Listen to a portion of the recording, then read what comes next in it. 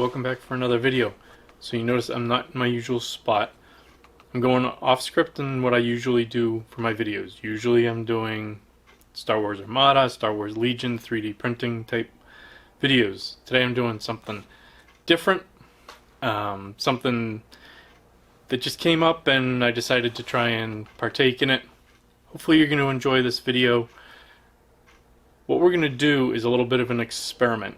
I'm big into science. Some of you may know my business has been shut down for the last year plus now, since March of 2020.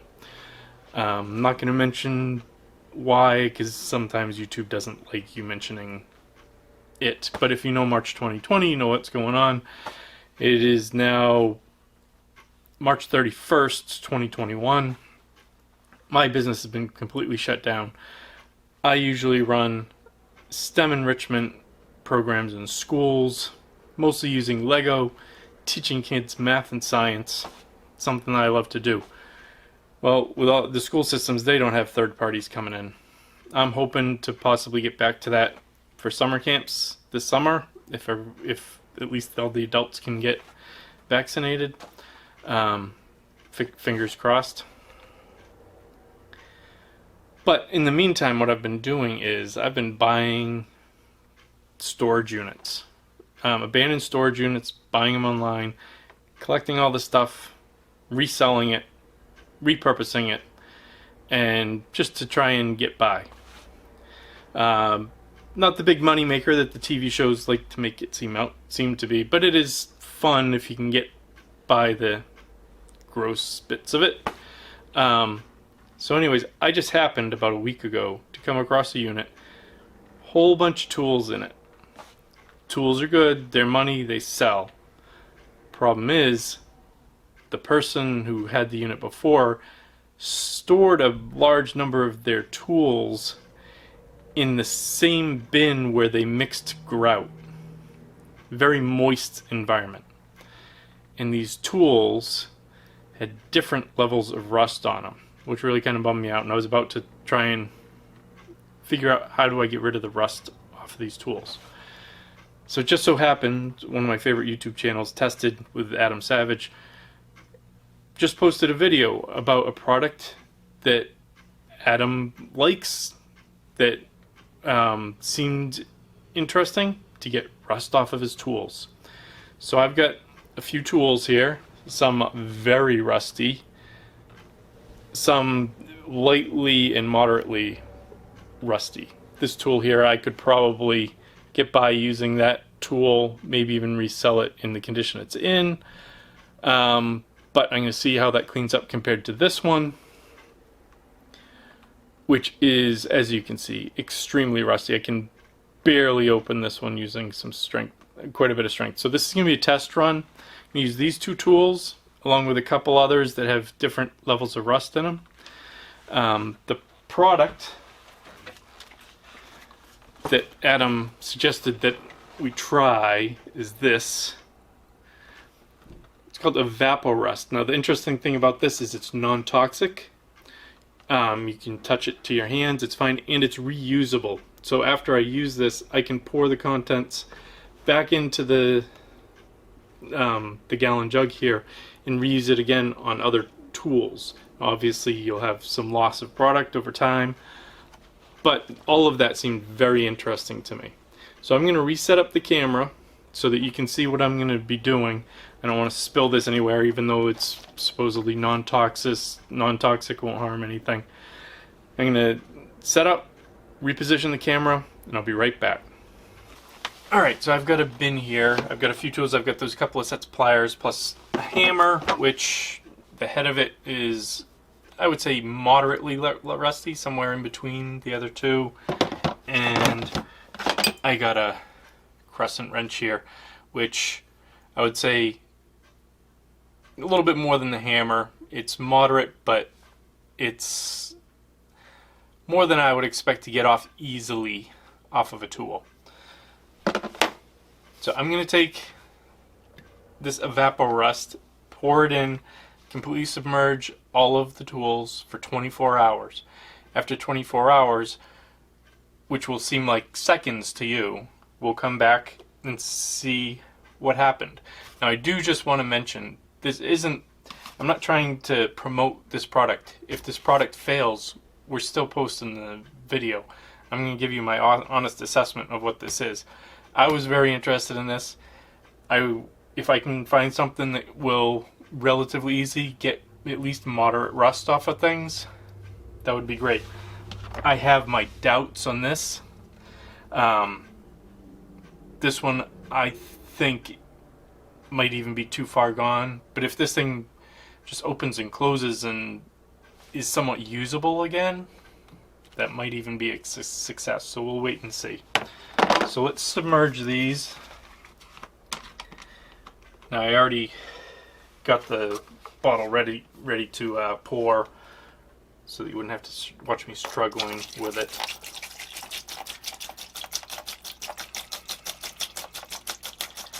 Like I said, all of these tools I got from a storage unit within the last week.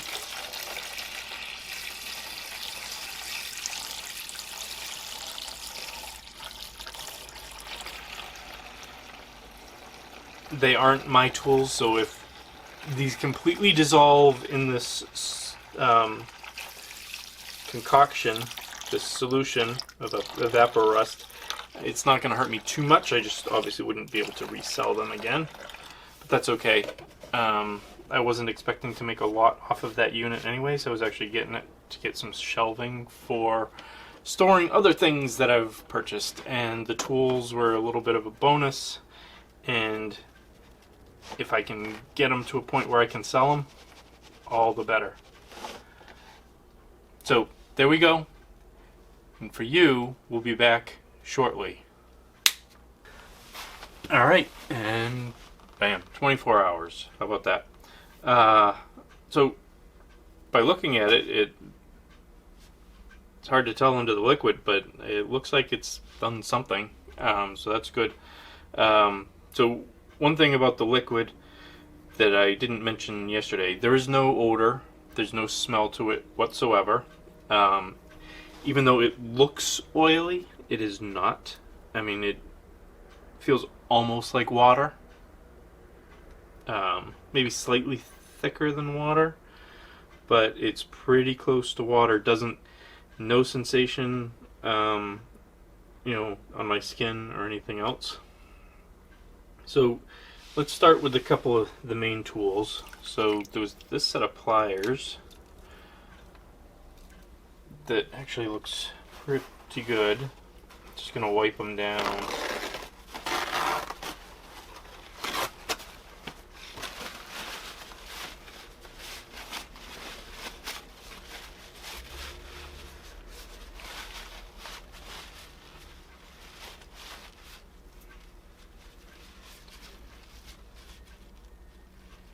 And these look very good. I don't see any rust whatsoever on them.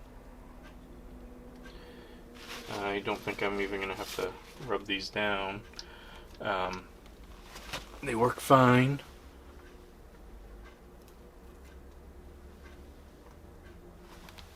If I can get these to focus.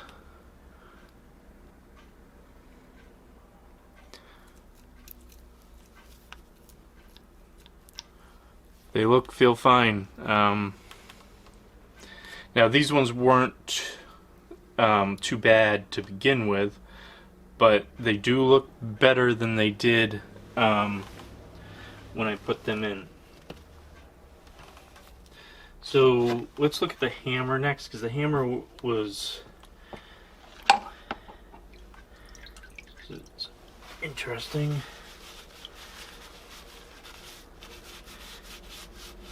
And the liquid doesn't seem to have affected the handle at all. The handle does have some, it's like paint and other dirt on it. You can see it's getting my hands dirty. That's fine. But the head of the hammer, this is actually rather surprising. The head of the hammer has no rust on it at all. I expected to have to use the brush on this to scrape stuff off, but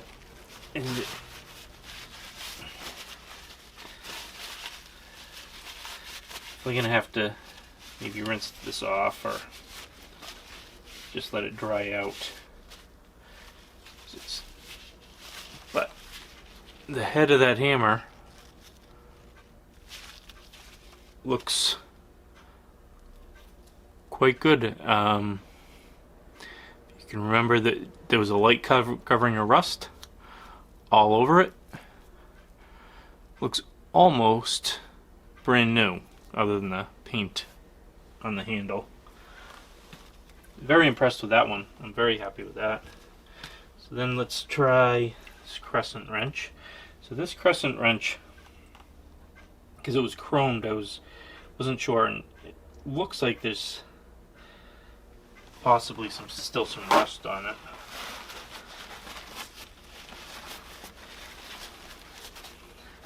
Well, it's definitely still banged up, but I don't think it's rust anymore.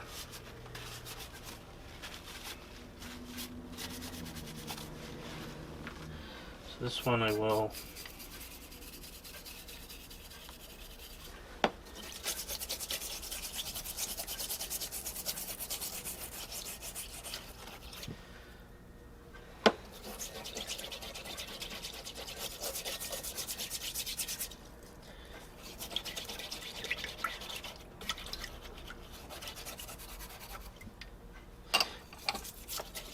So there's marks in the chrome of the wrench,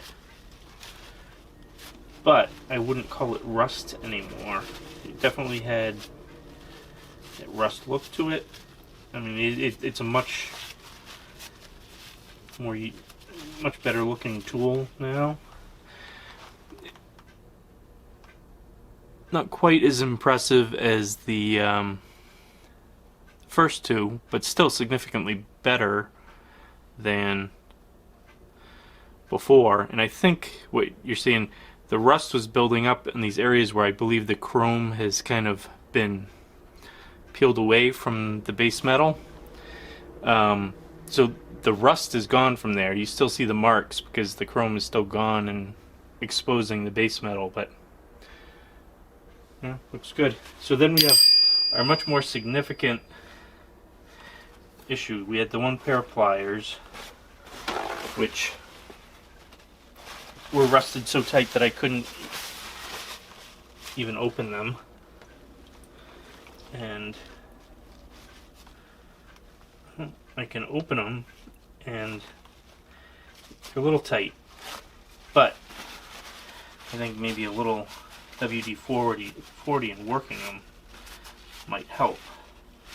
But you know what? I can't believe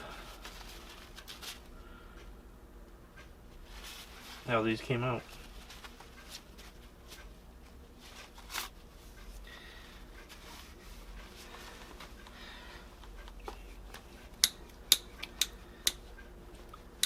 So I couldn't open these at all. They do need a little bit of WD-40, I think, just to loosen them up a little bit.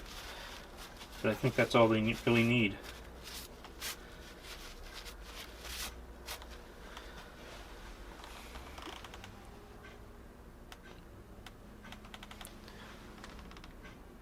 Come on, focus.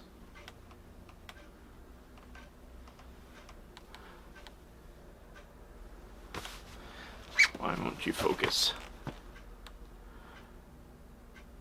There we go. So there's the tool. The rust is gone. I am quite impressed. Now, it's not like this is a super valuable tool now. It's obviously used. The handle, especially up here, is definitely a little worse for the wear, but that's the way it was when I put it in. You know, it works. Needs a little bit of lubing, but that's about it. I'm quite impressed.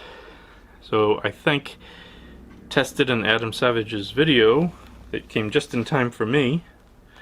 I am going to post this, link it to his video, And maybe this will help some of my other maker friends that like to do scenery and things like that. A way to clean up some tools. Maybe you can get some cheap tools and clean them up yourself using Evaporust. Right there. And again, I know I mentioned this before, but we're supposed to be able to reuse the liquid. Just put it right back into the can. You know, there'll be loss over time, but that's about it. But thank you very much. Thanks for listening. Thanks for watching. If this video was at all helpful to you, please give it a thumbs up, like, subscribe. We'll be back with some of our regular videos soon. Thank you.